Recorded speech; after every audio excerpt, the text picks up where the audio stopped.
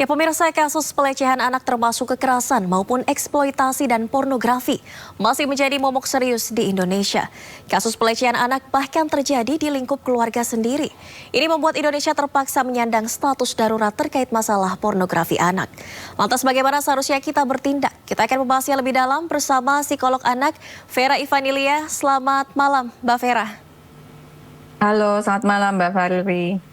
Baik, Mbak Vera, ini sangat miris. Tadi kita lihat sama-sama selain pornografi anak juga ada ibu kandung yang tega melecehkan anaknya yang masih berusia balita. Kalau secara psikologis, Mbak Vera, kenapa hal ini bisa terjadi? Tadi disebut ada faktor ekonomi. Apakah menurut Mbak Vera ini wajar atau ada faktor lain? Mungkin ada kelainan tersendiri? Kalau dibilang faktor ekonomi saja, saya rasa mungkin di luar sana banyak juga orang tua yang protes ya, yang mungkin mengalami faktor ekonomi juga, tapi tidak memperlakukan anaknya sedemikian rupa. Mohon maaf, nama saya Vera Itabiliana. Oke. Oke, siap. Jadi kalau dibilang faktor ekonomi saja, tentu tadi seperti saya katakan, tentu di luar sana banyak orang tua yang protes gitu ya. Karena banyak yang mungkin kesulitan ekonomi juga tapi tidak memperlakukan anaknya seperti ini gitu. Jadi ini multifaktor gitu ya. Faktor ekonomi mungkin hanya satu pemicu, tapi di belakang itu mungkin ada faktor-faktor lain gitu. Seperti misalnya ya kita mesti lihat dulu latar belakang pelaku seperti apa ya. Sejauh mana nilai-nilai nilai-nilai susila, norma-norma susila, bagaimana mereka diasuh, tumbuh besar di lingkungan yang seperti apa gitu ya. Nah, itu perlu dilihat dulu dari latar belakang pelakunya seperti apa, gitu. Ya. Oke, tadi Mbak Vera sebutkan kalau faktor ekonomi saja nampaknya tidak begitu. Banyak juga orang yang terdesak faktor ekonomi tapi tidak sampai tega memperlakukan atau melecehkan bahkan anak kandungnya sendiri. Kalau faktor lain mungkin, apakah kemungkinan ada penyimpangan atau kelainan seksual juga Mbak Vera? Kemungkinan besar iya ya, gitu ya. Tapi sekali lagi perlu ditelaah lebih lanjut, gitu ya. Apakah ini memang ada penyimpangan seksual juga? Kemungkinan besar iya, karena saya rasa kalau seseorang tidak memiliki kecenderungan atau penyimpangan sedemikian rupa, tidak sampai sejauh ini tindakannya seperti itu ya. Atau mungkin tidak memiliki penyimpangan sosial, tapi tidak terlalu menghayati tentang batasan-batasan gitu ya. Intinya adalah anak diperlakukan sebagai objek di sini gitu.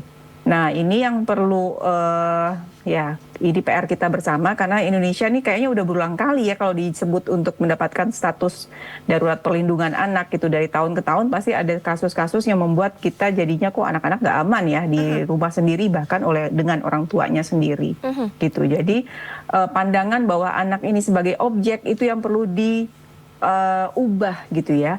Anak bukan objek sasaran emosi orang tuanya, anak bukan objek kekerasan, anak bukan untuk pelampiasan seksual juga, dan satu lagi anak juga bukan objek untuk mendapatkan uang gitu. Oke, kalau dari istilah psikologis mungkin apa kemungkinan penyimpangan seksual yang dialami oleh orang tua yang menjadikan anaknya tadi objek dan lain sebagainya, Mbak Vera? Oke, saya nggak bisa komentar untuk melabel apa yang dialami orang tuanya, penyimpangan seksualnya seperti apa, karena saya tidak menangani kasusnya lebih lanjut ya. Jadi saya rasa kita tunggu penyelidikannya lebih lanjut oleh pihak yang berwenang gitu. Secara psikologis sendiri dari sang anak yang mengalami pelecehan ini, apakah sudah bisa mengalami trauma begitu dan seberapa dampaknya nanti ketika dia beranjak dewasa, Mbak Vera? Anak akan mengalami trauma atau tidak tergantung banyak hal gitu ya. Tergantung usianya, tergantung kemampuan atau tingkat pemahamannya si anak gitu ya.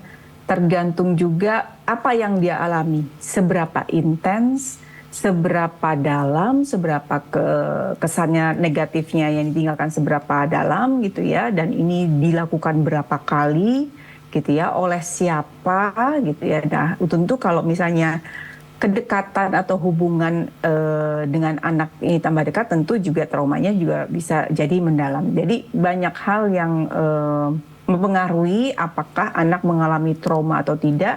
ataukah traumanya mendalam atau tidak. Nah, itu banyak hal yang perlu kita lihat dulu. Biasanya penanganannya seperti apa Mbak Vera untuk anak-anak korban pelecehan atau kekerasan seksual ini? Apa pendekatan paling awal yang harus dilakukan terhadap anak-anak korban pelecehan atau kekerasan seksual? Pertama ya dijauhkan dari pelaku, ya, dijauhkan dari pelaku supaya ini tidak terulang gitu ya. Sebetulnya kalau secara umum gitu ya, terlepas dari usia berapa anaknya gitu ya, karena ini bisa disampaikan dengan cara yang berbeda-beda, tergantung usia sama kemampuan anak memahaminya gitu ya. Jadi yang pertama anak perlu tahu bahwa yang terjadi pada dirinya itu ada suatu hal yang salah, gitu ya. Tapi yang kedua, salahnya bukan salahnya dia. Gitu ya, bukan gara-gara dia, bukan gara-gara dia diem aja, bukan gara-gara dia nggak mau melawan, bukan karena dia mau aja, nurut aja gitu ya. Ya anak mana tahu kalau itu salah atau benar, karena yang nyuruh kan ibunya sendiri misalnya gitu kan, itu jadi konflik juga buat anak. Kalau ini salah kok ibuku yang nyuruh gitu ya. Jadi satu, ia tahu ya anak perlu tahu bahwa ini salah. Yang kedua bukan salahnya si anak. Yang ketiga, nah ini anak perlu lihat karena ini salah ya, si pelakunya perlu dapat konsekuensi nih, gitu. Nah konsekuensinya saya nggak melulu bicara konsekuensi dari hukum. Idealnya sih ada konsekuensi dari hukum ya, gitu ya. Tapi untuk anak sendiri, misalnya konsekuensinya bisa, tidak bertemu lagi dengan orang itu disuruh pergi dari rumah, misalnya itu sudah buat anak sudah merupakan konsekuensi. Tapi idealnya ada konsekuensi hukum juga itu. Nah, satu hal lagi yang perlu diberikan kepada anak-anak ini korban ya, katakanlah gitu. Mereka juga perlu pendampingan nih. Pendampingannya tidak hanya sesekali tapi continue sepanjang dibutuhkan, sepanjang hidup mereka juga kalau diperlukan gitu ya. Karena gini, ketika peristiwa ini terjadi katakanlah mereka masih usia 5 tahun, 2 tahun gitu ya. Dengan pemahaman versi anak usia 2 tahun, 5 tahun gitu. Ketika usianya bertambah, tentu kemampuan dia memahami sesuatu juga berubah. Nah, ketika kemampuan pemahamannya berubah, tentu menimbulkan emosi yang berbeda. Kalau sekarang mungkin kayaknya anaknya baik-baik aja masih bisa main, iya karena pemahamannya dia baru sampai di situ. Mungkin dia memahami ini sebagai satu bentuk permainan dan permainannya ternyata nggak boleh dimainin gitu ya, terus mamanya dimarahin misalnya. Nah itu pemahamannya marahin, ditangkap Pak Polisi, dibawa Pak Polisi, mungkin pemahaman sampai situ. Tapi nanti begitu dia tambah usia, pemahamannya, wah ini ternyata salah, aku dilecehkan. Nah mulai muncul emosi yang berbeda daripada sebelumnya gitu. Itulah pentingnya jadi pendampingan psikologis sepanjang masih dibutuhkan. Mbak Vera, kalau dari yang Anda cermati begitu, apa nilai-nilai yang merosot mungkin? Kenapa sekarang semakin marak pelecehan dan juga kekerasan seksual seperti ini? Apalagi tadi kasusnya ini dilakukan oleh ibu kandungnya sendiri terhadap balita 5 tahun. Apakah ini juga salah satunya exposure dari media sosial begitu? Salah satunya ya gitu ya. Kalau kita mau tarik urut ke bawah, akar-akarnya ini banyak sekali Mbak gitu ya.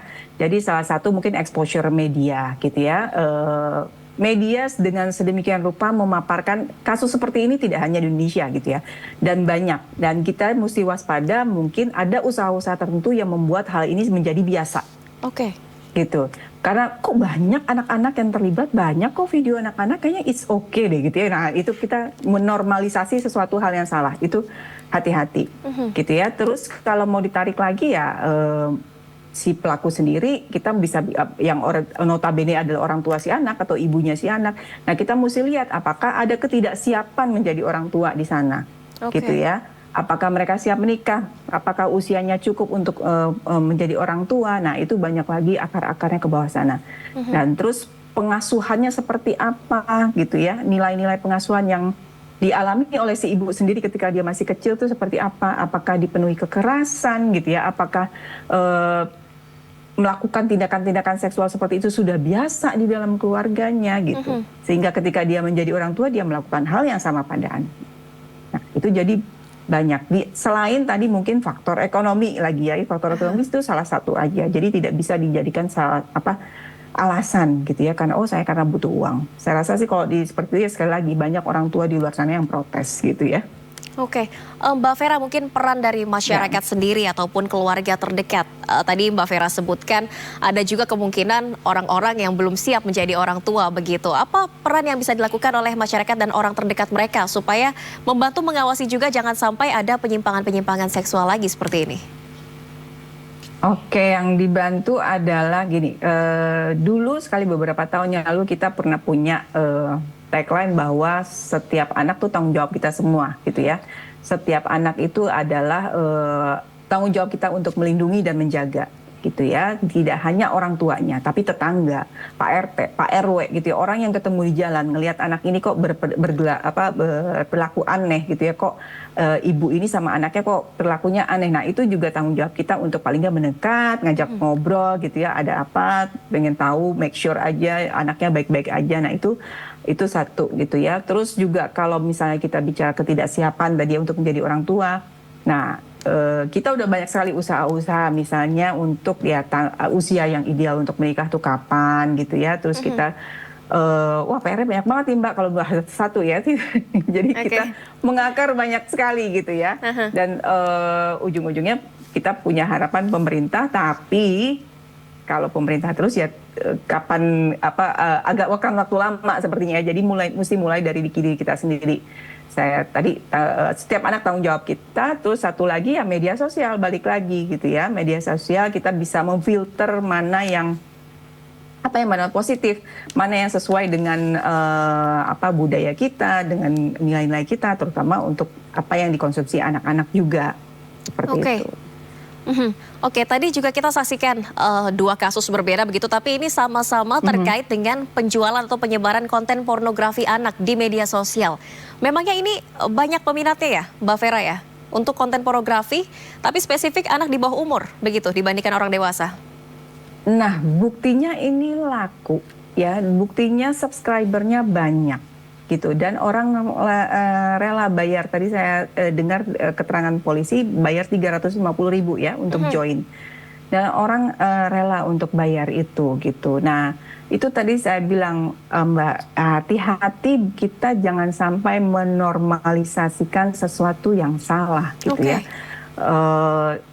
Ketika sesuatu yang salah itu muncul di benak dan kita tahu itu salah, ya cepat-cepat dilawan gitu ya, jangan terus coba lihat sedikit gitu ya.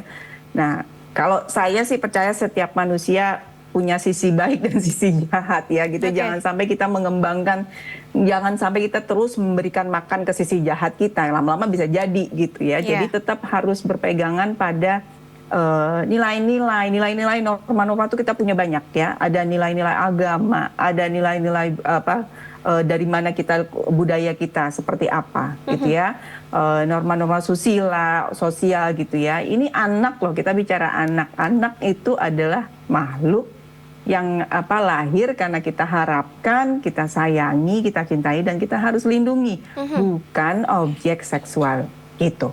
Oke, dari pengalaman Mbak Vera sendiri, mungkin pernahkah menangani selain anak korban kekerasan ataupun pelecehan seksual, tapi juga orang-orang yang mungkin sudah mengarah ke penyimpangan ini sendiri? Ada beberapa, karena kebetulan saya psikolog anak dan remaja gitu ya, khususnya untuk remaja ya ada penyimpangan-penyimpangan seperti itu yang saya tidak bisa sebutkan di sini ya gitu ya. Treatmentnya seperti apa Mbak Vera? Kalau untuk menangani orang-orang yang mungkin mereka sudah mempunyai kecenderungan ada penyimpangan ataupun kelainan seksual sendiri, apalagi mengarah ke menormalisasi untuk konten pornografi anak di bawah umur? Penanganannya bisa bermacam-macam ya. Kita punya banyak jenis psikoterapi yang kita cari yang mana nih yang cocok buat si kita sebutnya klien gitu ya. Sebut klien ini yang mana gitu. Dan tentu saja kita mengedukasi juga lingkungannya. Kalau perlu pembatasan misalnya, oh anak ini terlalu expose media sosialnya atau expose nonton film video gamenya terlalu berlebihan dan tidak sesuai usia. Nah, kita perlu edukasi keluarganya juga untuk membantu melakukan pembatasan-pembatasan. Nah, seperti itu sih Mbak Valerie. Oke, baik. Terima kasih banyak informasi dan insight-nya Mbak Vera Itabiliana, psikolog anak. Terima kasih. Kita sama-sama doakan jangan sampai lagi Indonesia ini status darurat pelecehan seksual. Terima kasih Mbak Vera, selamat malam, salam sehat. Malam.